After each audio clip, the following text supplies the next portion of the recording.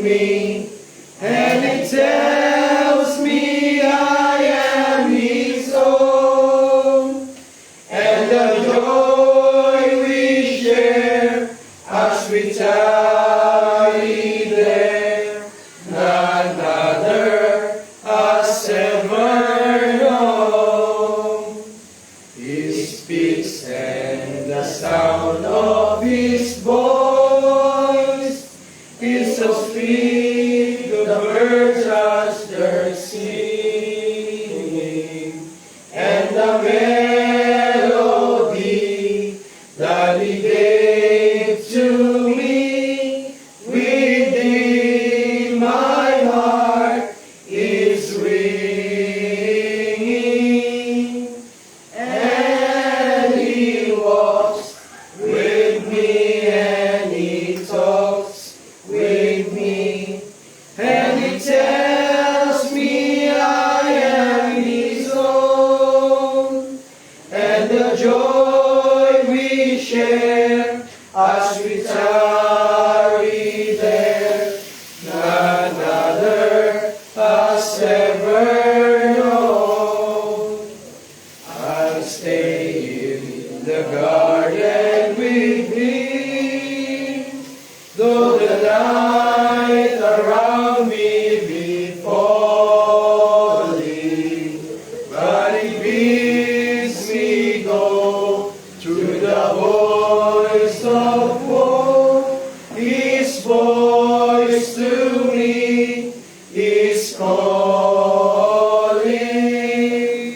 and he walks with me, and he talks with me, and he tells me I am his own, and the joy we share as we tarry there, none other has ever known. Amen po, iniling po ating moderator sa umagang ito, Brother Victor.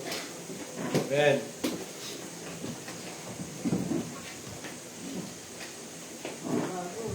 Good morning po sa ating lahat. Kaming standing po at buksan po ang ating Bible sa Jeremiah chapter 41 po. Say amen na lang po pag nandiyan na po lahat.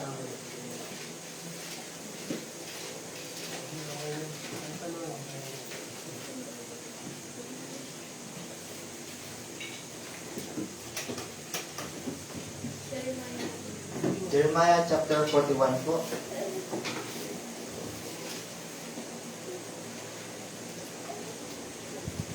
Nandiyan na po ba lahat? Nakita po po ang dito. Jeremiah Chapter 41 po. 41.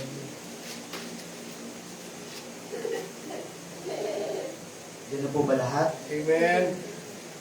Jeremiah chapter 41 verse 1 to 18. Ako po sa verse 1, then kayo po sa verse 2. Then pagpatuloy po natin yun, then sabay-sabay po tayo sa verse 17 and 18. Jeremiah chapter 41 verse 1. Now it came to pass in the 7th month of that Ishmael, the son of Nethaniah, the son of Elishama, of the seed royal, and the princes of the king, even 10 men with him, came unto Gedaliah the son of Hakim to Mizpah, and there they did eat bread together in Mizpah. There arose Ismael the son of Nethaniah, and 10 men that were in him, and smote Gedaliah the son of Bakukah, the son of Shaphan, with his sword, and slew him, whom the king of Babylon made governor over the land. Verse 3. Ishmael also slew all the Jews that were with him, even with Gedaliah at Mizpah, the Chaldeans that were found there, and the men of war. And it came to pass the second day after he had slain Gedaliah and Oman with him. Verse 5.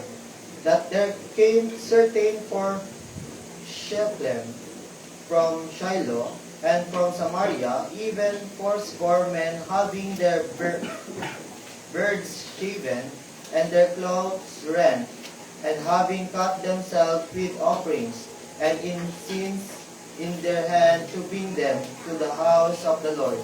And Ishmael the son of Nethaniah went forth from Mizpah to meet them, weeping all along as he went. And it came to pass, as he met them, he said unto them, Come to Gedaliah the son of Ahikam. Verse 7. And it was so, when they came into the midst of the city, that Ishmael the son of Nethaniah slew them, and cast them into the midst of the pit, he and the men that were with him. But 10 men were found among them that said to Ishmael, Slay us not, for we have treasures in the fields of wheat, and of barley, and of oil, and all the honey.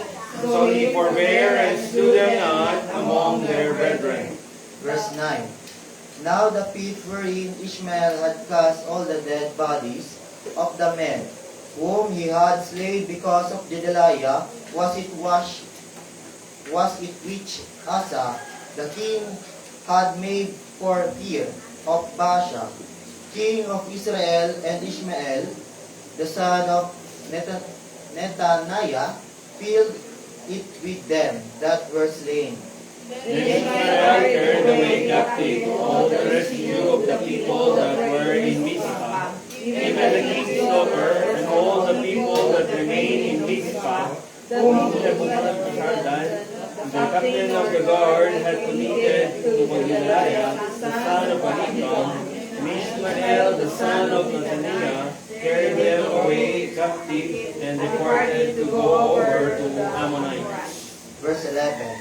But when Johanan, the son of Kareah, and all the captains of the forces that were with him, heard of all the evil that Ishmael, the son of Nethaniah, had done.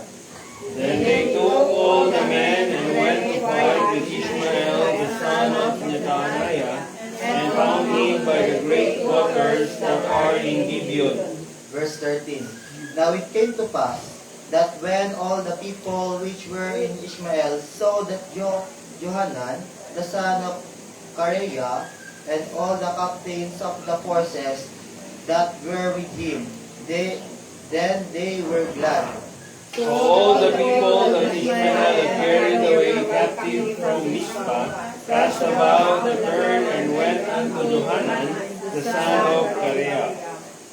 Verse 15. But Ishmael, the son of Nethaniah, escaped from Johanan with 8 men, and went to the Ammonites. Then took Johanan, the son of Kareah, and all the captains of the forces that were with him, all the remnant of the people whom he had recovered from Ishmael, the son of Nethaniah, from Mizpah, after that he had defeated Gedaliah, the son of Ahikam, even mighty men of war, and of women and children, and the eunuchs, whom he had brought again from Gibeon. Verse 17 and 18 po, sabay-sabay po tayong lahat. Ready, read. And they departed and dwelt in the habitation of Chimham, which is by Bethlehem, to go to enter into Egypt. Because of the Chaldeans, for they were afraid of them, because Ishmael, the son of Nethaniah, had slain Gedaliah, the son of Ahikam, whom the king of Babylon made governor in the land. Let's bow our head and let's pray po. Father God, salamat po sa araw na po, sa biyayang tanggap po namin sa pagising po sa mga Panginoon. Sa mga natanggap po namin biyaya sa inyo sa isang buong mundo, Panginoon. At Lord, gabayan niyo rin po ang mga papunta pa lamang po dito, Panginoon. Please guide them po papunta dito sa presyo, Panginoon. Then guide me po, Panginoon, sa pag-moderate this Sunday morning po, Panginoon. At sana po, na-explain ko po ng maayos ang Jeremiah chapter 41 po, Panginoon. At yan din po ang aming pastor, Panginoon, sa page mga Panginoon. Give them knowledge and strength po, Panginoon, sa bawat isa sa aming Panginoon. In Jesus' name we pray. Amen. Makaupo na po tayo lahat. Dito po sa Jeremiah chapter 41, dito po sa Jeremiah chapter 41 verse 1 to 3, dito po pinatay po si Jedediah, dito po sa verse 1, ang pagkunwari po ni Ishmael. Dumating si Ishmael kay Jedediah at kumain sila na parang walang problema. Dito pa lang po is may plano na po si Ishmael na paslangin po si Jedediah. Sa verse 2, bigla pong pinatay ni Ishmael si Jedediah na ipinalaga ng hari ng Babylon. Dito po sa verse 3, maraming nadamay po. Hindi lang si Jedediah ang pinatay, pati ibang tao at sundalo. Ibig sabihin po, hindi lang po si Jedediah ang pinatay, kundi po marami pa po inosenteng buhay ang pinatay ni Ishmael at may mga kasama pa po sila. Dito po sa verse 4 to 7, panlilinlang at pagpatay. Sa verse 4 po, wala pong nakakaalam, kaya kinabukasan, matapos patayin si Jedediah, wala pang nakakaalam sa nangyari. Sa verse 5, may 80 lalaki mula sa Shechem at Shiloh at Samaria. Nag-ahit sila ng balbas, punit ang damit at may sugat. Simbol po ito ng pagluluksa. May dala silang handog papunta sa templo. Sa verse 6, lumabas si Ishmael at umiyak kunwari para salubungin sila. Sinabi niya pumunta siya kay Jedediah.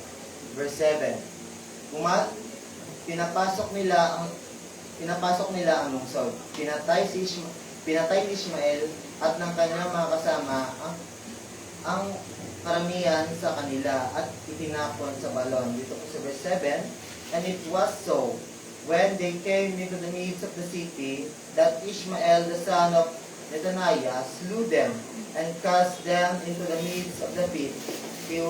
He and the men that were with him. Yung pit po, ito po yung balon. Yung mga bangkay po ng pinatay ni Ishmael is tinapon po sa balon.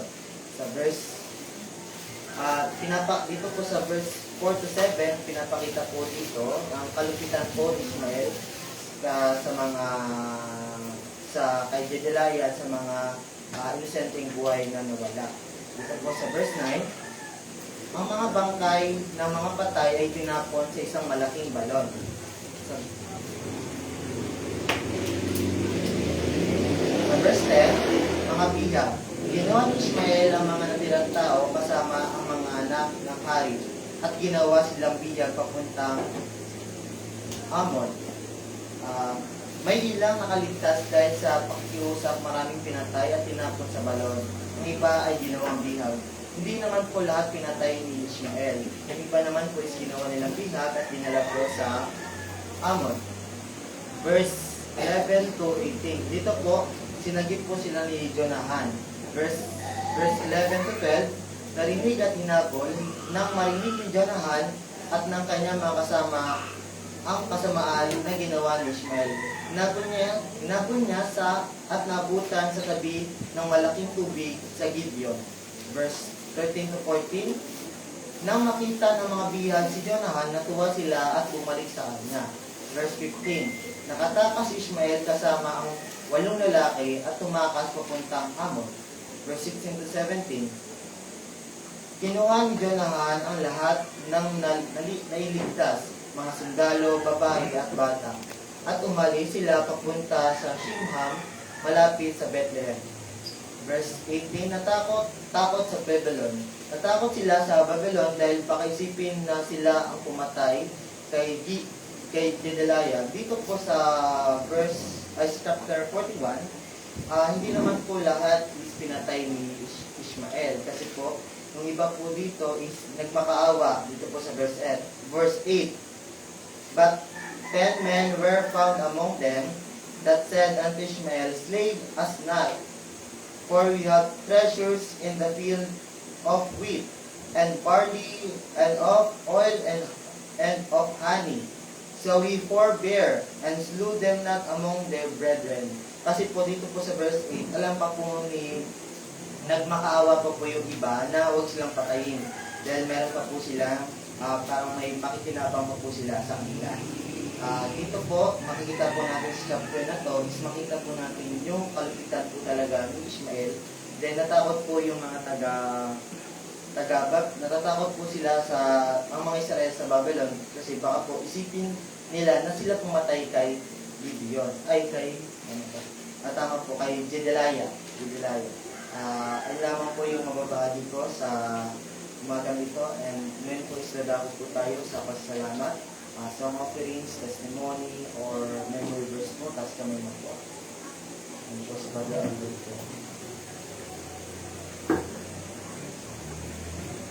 Good morning po sa ating lahat. Pasalamat po ako sa Panginoon sa isang linggo po na mag-iingat po pa rin sa atin at sa nilakarihan po sa banding nagbahay-bahay po. Yun po, salamat sa oras po na yun na nakakatawa po. At salamat sa mga kagalingan sa may karamdaman. Kay Caleb po, medyo okay na po yung sipon niya, ganun din kay tatay. Salamat sa pag-iingat, sa mga nagbabiyahe, sa mga nag-i-school, ngayong bakasyon. Yun, salamat sa lahat na ipinoprovide ng Panginoon, sa kanyang provision, higit sa lahat yung kaligtasan po na meron po tayo. Salamat po sa Panginoon sa sapatan na ginawa niya doon sa cross. Salamat sa ilalay niya na para sa atin na kahit hindi tayo deserve. Ayun, salamat sa katapatan niya sa kabila po na ako hindi matapat. Pero po ang Panginoon nananatili pong tapat sa buhay namin at salamat sa lahat ng pinoprovide niya sa araw-araw. Yun po, patuloy ko po yung binabalik yung napakataas sa pagpupuli sa ating Panginoon. Amen. Amen po. Sino po kung gusto mo salamat sa offering, testimony, or memory verse po, tapos kami lang po. Good morning po sa ating lahat. Papasalamat ako sa Panginoon sa araw-araw na binibigay sa aming kalakasan at sa ating kaligtasan sa Panginoon. Maraming salamat din at na nagkita-kita kami magkakapatid sa wakas. So, tagal ng panahon. Maraming salamat din sa lahat na binibigay mo sa atin na kaligtasan. At ako'y nakapag-share din ng kaunti doon Amen. sa ating mga kapatid. Kaya lang nagkita kami ng kapatid kung makadiyos daw siya ko, no? Kaya lang nagmumura. Kung kami nag-away talaga nung nagmumura siya. Sabi ko yung pagmumura ka hindi kasama sa sadya ng Panginoon. Galing ako sa buhay mo yan. Sabi ko sa kanya. Hindi ka, kung makikita sa amin nilang makadiyos ka, dahil nagmumura ka. Pero yung dalawang pamangkin mo, katulad din natin, yung dali ng mga turo. Turo din ni Pastor na yung namatay, muling nabuhay sa pangatlong araw, yun ang turo sa kanila talagang na sa kanila. Yung namatay yung nanay.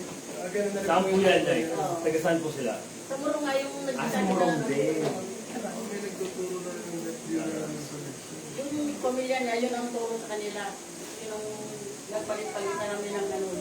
Haka-haka. Dahil tinitimbog namin yung kapatid kong magpalamura. Ano daw siya, yung maayos nga talaga siya eh. May bukit sa akin, sila nalalaman. Hindi ka ako sa piling yung ginagawa ko eh. Sa timunyo ako yung ginagawa mo, sabi ko sa kanila. Ay binabanatan namin yung mga pamangkin ko. Iyak siya. Maraming salamat din dahil parang yung kalooban niya parang natuto rin sa talagang pagtitiwala sa Panginoon sa amin.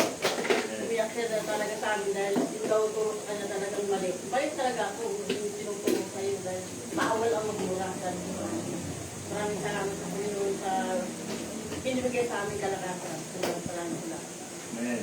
Mukha mo na yung kapatid niyo eh. Sino po ko yung gusto mo pasalamat sa offerings po, testimony, or memory verse po, tapos kami lang po.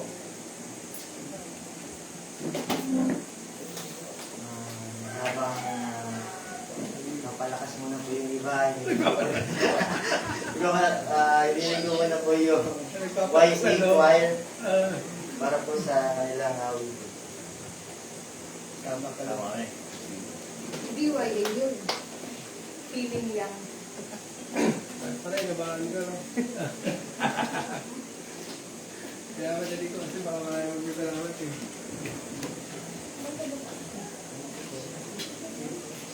Ano mo ba? Ano mo yung akampanya?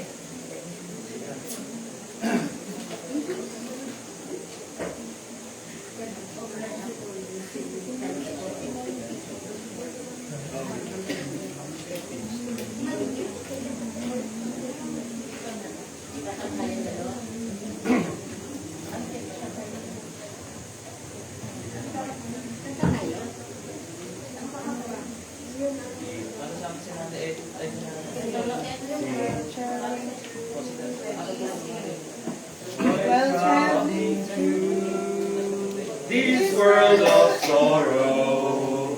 I'm on my way to glory land. I'll not turn back for some tomorrow. My trials here, I'll understand. I want to know more about my Jesus.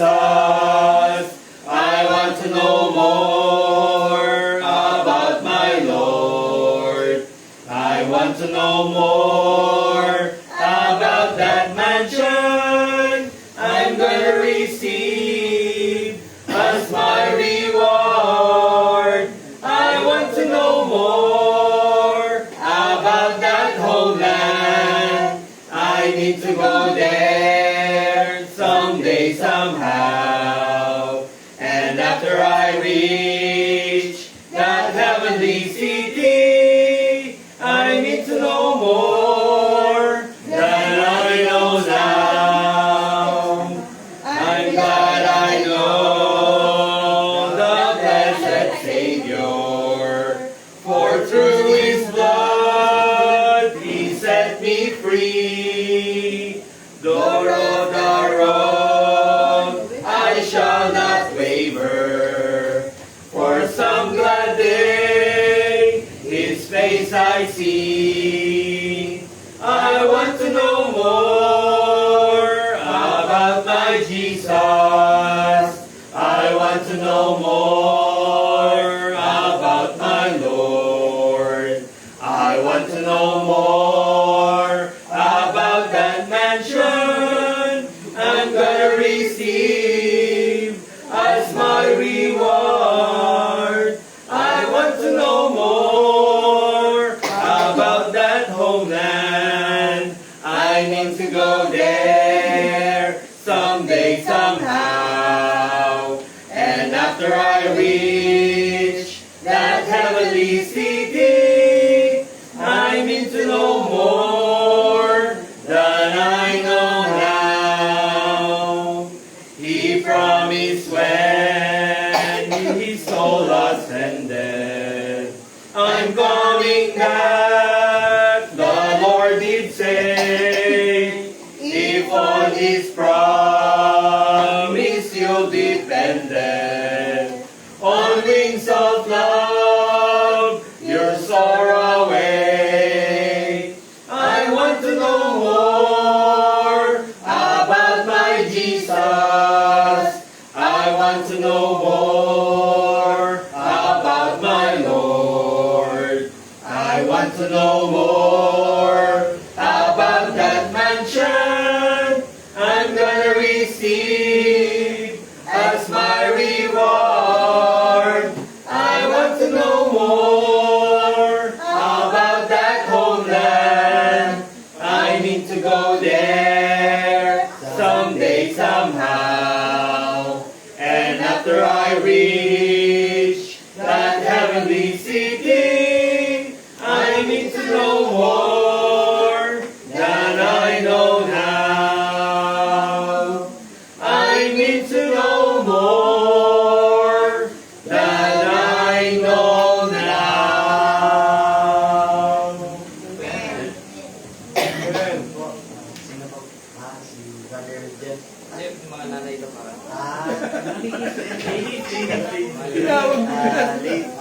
Ladies po. Kakanta. Kakanta sila. Kanta sila. Al! Ladies, ladies. Awa ko sa kanya, baka mga lusot pa yung isa. Malaki. Lusot pa yung isa, awa ko si kanya. Tara na po. Oras, oras.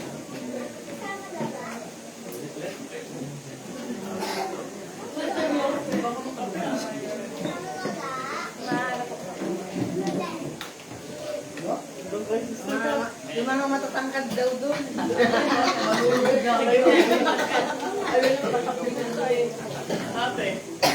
Mahabol kasi. Victor.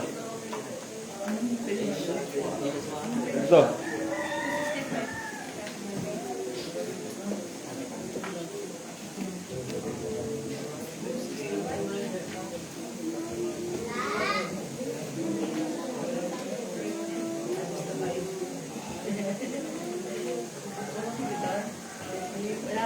When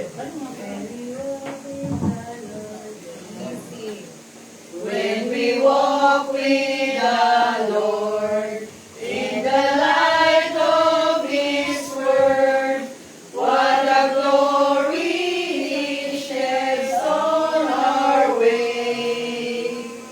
While we do His good will, He abides with us still, and with all who will trust and obey. Amen. Trust and obey, for there's no other way to be happy in Jesus but to trust and obey. Not a shadow can rise, not a cloud in the skies, but His smile quickly drives it away. Not a doubt or a fear, not a sign nor a tear can abide while we trust and obey. Trust and obey, for there's no other way to be happy in Jesus but to trust and obey. Not a burden we bear, not a sorrow we share, but our toil we doth richly repay. Not a grief nor a loss, not a frown nor a cross, but is blessed if we trust and obey. Trust and obey, for there's no other way to be happy in Jesus but to trust and obey. But we never can prove the delights of His love until all on the altar we lay. For the favor He shows and the joy He bestows are for them who will trust and obey. Trust and obey in the way. What He says we will do, where He sends we will go. Never fear, only trust and obey. Trust and obey, for there's no other way. Amen po. Sino pa po yung gusto magpasalamat? Song offerings, testimony, o memory verse po, taas kami lang po. By the way po, may karaoke na po sa likod. Yung mga gusto pong kumain, pwede na po kayo gumawa. Sino pa po yung gustong magpapasalamat?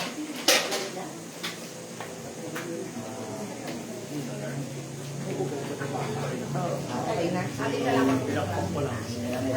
morning for everybody. Nagpapasalamat ako sa Panginoon no, sa araw-araw na pagbabay niya sa atin lahat. Thank you so much for Him for always giving us for the sustaining grace. Amen. Nagpapasalamat din ako po na lahat tayo nandito ulit no, at binigyan ulit ng bagong pambuhay ng ating Panginoon. Nagpapasalamat din ako sa Kanya sa buong puso niya nga pagmamahal sa atin. No? Kaya talagang kung hindi dahil sa Kanya, hindi tayo din naliligtas ang ating kasalanan. Then makahapon nanood ako sa Facebook na ginaganon-ganon. Sabi ko, parang gusto ko magsabi, uy, ano ba yung mga tao? Parang kabaliwan, sinasaktan ang sarili na wala namang katotohanan. Hindi ba nila, kung ano din ang narinig nila, hindi na lang sila ba maniwala, magtiwala na sila sa Ginoo na at tanggapin ba or what you receive accept ni Jesus sa kanilang puso at magbago ang kanilang buhay para magkaroon sila ng buhay na walang hanggan. Kasi di ba yan naman ang pinapromise ng Diyos eh. Pinigay ang kanyang anak para nga maluwas tayo. Pag maniwala lang tayo sa kanya, magkaroon tayo ng buhay na walang hanggan. At napapasalamat din ako sa mga pag-provide ng Diyos sa atin araw-araw. Kagaya po pinambalik ko ng pagpasalamat sa Panginoon. Sino po? Amen po. Sino po po yung gusto magpasalamat sa mga po yung testimony or memory verse po, tapos namin lang po. Ako na nahiya ako. Sister Karen. Good morning po. Salamat po sa Panginoon sa higit po sa lahat sa salvation na naiintindihan po natin. Hindi na natin kailangan na magpenitensya, magpasa ng krus at sabi nga ni Nanay Esther, saktan yung sarili. Salamat sa naiintindihan natin na we cannot do it. Hindi na natin kailangan dagdagan kasi enough na yung ginawa ni Christ. And thank you Lord sa kanyang mga provision everyday po at nagpapasalamat din po ako sa mga sa yung pagpunta natin sa Berean. Of course, it's a blessing na talagang makabalik. Makapasyal kami sa aming pinanggalingan at pero nagpapasalamat din ako, nakita ko yung na-bless naman sila sa pagpunta po talaga natin doon, blessing po sa kanila at saka sa heart din po nila na maka-fellowship din po kayo, tayo lahat doon. And nagpapasalamat po ako sa linggo na ito na nagka-fellowship po yung mga brethren. Nagbahay-bahay po. Nagbisita de bahay po kami. Sila nagbisita de iglesia. Tayo nagbisita de bahay, tsaka bisita de kain. Pero, yun, nakakatuwa po kasi ang ganda po ng fellowship. Iba po talaga yung fellowship na nakakasama mo yung mga brethren. At talagang nakaka-refreshing at nakaka-uplift po ng soul. Sana po ay patuloy pong prayer po namin ay patuloy po tayong mag-grow ng sabay-sabay. At talagang magkaroon po tayo ng bond na, kasi alay, kumbaga yung mga kamag-anak po natin, hanggang dito lang kasi yun eh. Pero kasi tayo, mabuhay, mamatay sa lang, forever tayong magkakasama. Kaya, ngayon practice na. Kaya, salamat sa Panginoon at yung buhay na pinagkaloob niya sa atin ay talagang hindi ko lubos maisip kung paano niya tayo minahal. Pero salamat na lang na yung hindi din naging enough enough yung salvation, pero hindi yun enough na yun lang yung binigay niya sa atin. Na talagang mula nung naligtas tayo hanggang sa mamamatay tayo, binigay pa niya yung everything na paano tayo mabuhay, paano tayo, parang in all facets of life. Yun yung binigay ng Panginoon. Kaya, salamat kasi hindi po tayo mawawala. Salamat kasi hindi po tayo katulad ng bulag na walang guide. Naligtas tayo pero hindi hanggang dun lang. So, salamat sa Panginoon sa lahat ng kanyang salita, sa kanyang mga pangako, at saka sa safety din po kasi nung mga nakaraang linggo nga po, grabe po yung biyahe po namin. Pabalik-balik kami sa Mexico, tapos Candaba, Bulacan. Parang balik kami sa dati, nabubuhay kami kasi sa kalsada dati. Hindi, totoo po yun. Everyday, umaalis po kami at hindi din po biro yung mga biyahe. Kaya ngayon, salamat sa Panginoon, safe po lagi. Sa kanyang mga yung binili po namin gasolina na in-stock namin nung bago magmahal.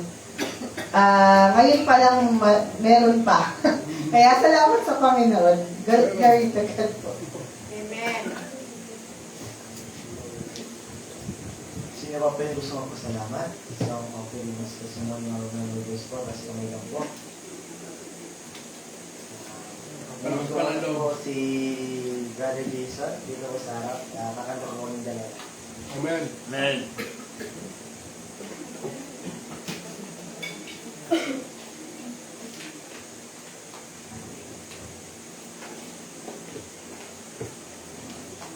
Nakatalo ba yung men? Nakatalo ba yung men sa ladies? Pwede.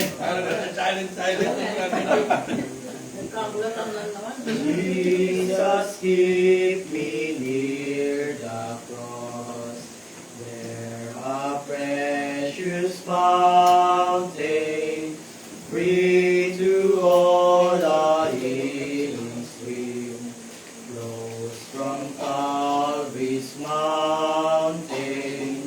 In the cross, Amen. be my glory ever, till my raptured soul shall find rest beyond the river. Near the cross, a trembling soul, love and mercy found me. There the bright and morning star shed its beams around me. In the cross,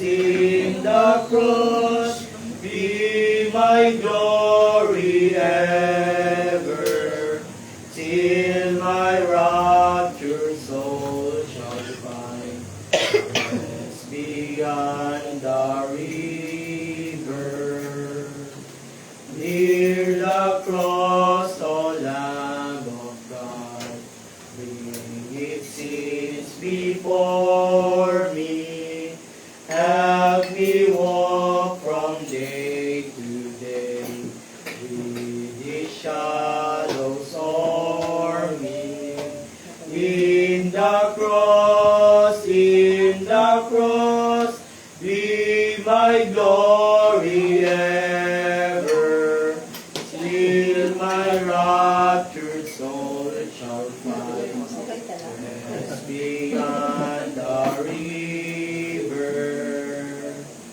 Near the cross I watch and wait, hoping, trusting ever, till I reach the golden strand, just beyond the river. In the cross, be my glory ever, till my raptured soul shall find rest beyond the river. Rest beyond the river. Amen. Talagang pilitin niyo pa yung uli ha. Sino pa yung gusto magpasalamat? Men. Men. Asa po yung men. Amen. Amen. Yes, kayo doon. Tayo doon kayo noy. 366. Tayo. Kagulan na ito. Kagulan. 366 daw. Men doon. Ito po tayo.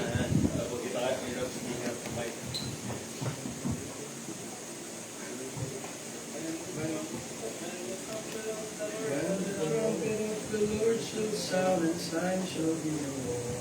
Ready? See. When the trumpet of the Lord shall sound, and time shall be no more, and the morning breaks eternal, bright and fair.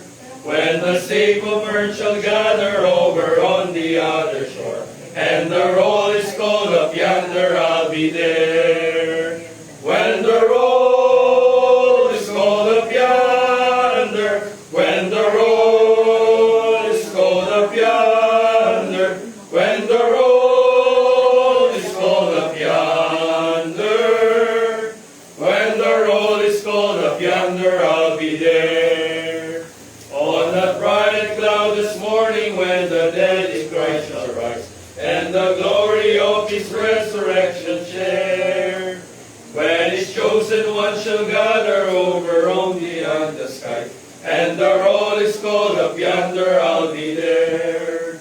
When the roll is called up yonder, when the roll is called up yonder, when the roll is called up yonder, when the roll is called up yonder, I'll be there.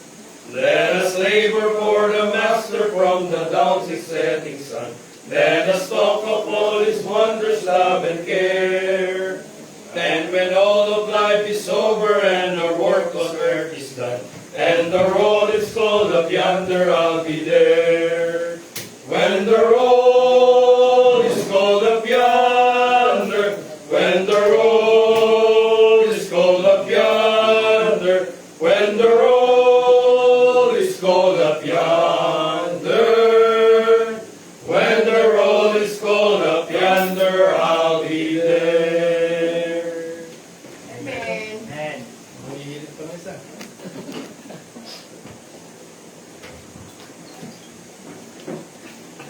Sino pa po? Gusto mo pasalamat, tas kamay lang po. Hindi pa paayag yung ladies na pinaulit.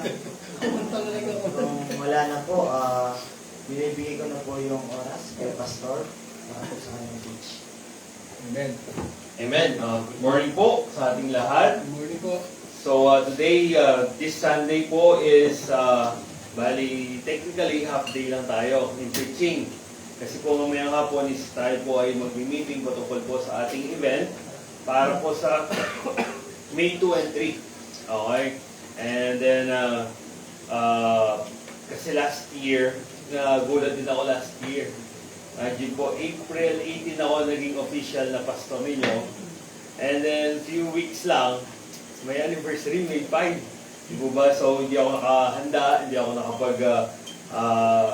kumbaga nagulat din ako. And so, this year po is, pagmimitingan po natin na mabuti. Then, kung ano po yung mga pagkakamali, hindi naman pagkakamali, pagkukulang. Kung ano yung mga pagkukulang natin last year, is improve po natin this year. Ganoon naman yun eh. Kung ano ang mga pagkukulang sa event na yun, i-improve hanggang sa dumating ang ating Panginoon. Okay? Sabi doon is, sabi sa inawit, when the roll is called up yonder. So while waiting for the call, kasi roll call yun eh, parang roll call. Sa school, di ba, may attendance, so tatawagin, kung ano, then sasabihin ng estudyante, present. So yun yung ibig sabihin ng when the roll is called up yonder. So tatawagin tayo ng Panginoon sa langit. And then while we are here in earth, sabi doon sa verse 3, ano yung sa verse 3? Sabi po doon sa verse 3 na when the roll is called up yonder, sabi doon, let us labor for the Master. Yan. From the dawn till setting of the sun. Okay, dahil trabaho lang talaga tayo para sa Panginoon ang ginagawa po natin. And then when the time comes, tatawagin tayo ng Panginoon. At halika na anak, tama na yung pagtatrabaho, halika na dito. Okay? Rest ka na. Imagine mo dito, puro trabaho, pagdating sa langit. Grabe yun. Grabe yung resting or relaxation na meron tayo pagdating po natin sa langit. Okay? So, yun po ang mangyayari sa atin mamayang hapon. So, ini-encourage ko po na tayong lahat sana ay nandito. Okay? Para po sa meeting po natin. And I need help din po pagdating po sa ating event. Magtatalaga po tayo ng mga personnel or committee na tinatawag. Mayroong committee para sa pagkain, sa tabernacle arrangement. Meron pong tagalinis doon. Wala po. Okay lang tayo. Tayo po, ano? Si Michelle, no? So, syempre po, Saturday. So, Saturday, whole day tayo na may preaching. And then, of course, hindi natin masasabi, may mga dumi-dumi doon. So, kinagabihan, kailangan po maglinis. Pagkatapos po ng preaching or ng fellowship, kailangan po ng maglinis and i-arrange ulit yung chair. So, meron pong committee na naka-assign doon. Okay, meron din pong committee na naka-assign sa pagkain. Of course, pag sinabing pagkain, kasama po dyan yung pamamalengke.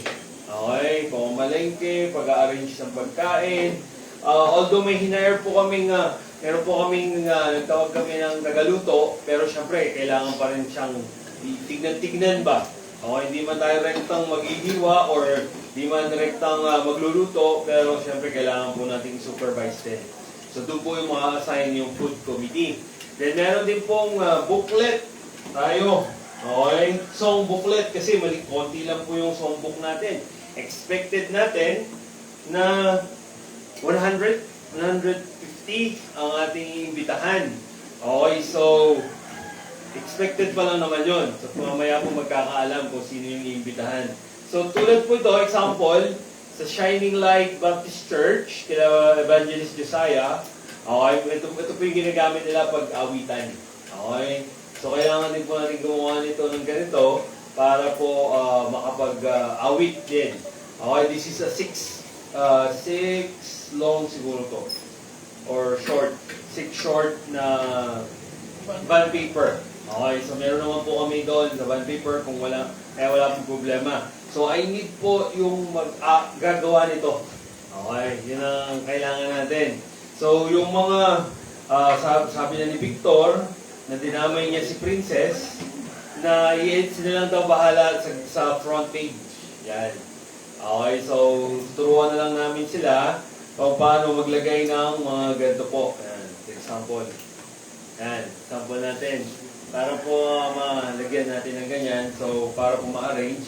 And then, ang nag-iisang survivor lang ng printer natin ay yung kay Ate Luz. Okay. Yung sa amin, sira, yung kay Ate Pwede Michelle. naman yun, Pastor. May Yung- green naman doon. I-short lang siya. Aba. Kahit, kasi walang colored eh. Dito yung colored po siguro, ipaprint na lang sa iba or sa amin. Dun sa printer namin sa Mexico. Okay. Siguro naman, tapos na yung ano nun. Kukunin kasi namin yung printer dun sa Mexico po na para po at least yung front page, kaya na yung mga sumunod na lang is kahit black po. Ayan, black and white. And then, yung mga magaling sa edit-edit, kaya kailangan ko po ng tulong ninyo. Okay? Hindi na edit kasi magaling edit yan. Okay? Sige po. Joke lang po yun. Okay, so ano pa? So, song booklet, tarpaulin. Kailangan din po natin ng design sa tarpaulin. Although may AI na. Okay, ang team po pala natin, ito po yung team po natin.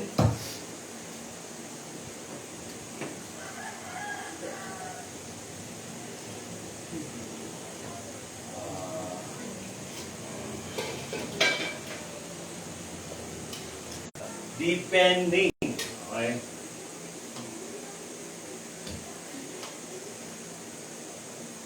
Yan. Thank you po. Deepening. Okay, so makikita po natin yan sa Ephesians chapter 4.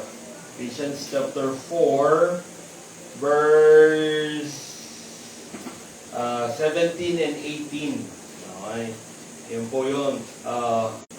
Chapter 4, verse 17 and 18. Yan po yung description sa mga Gentiles. Gentiles pa po ba tayo?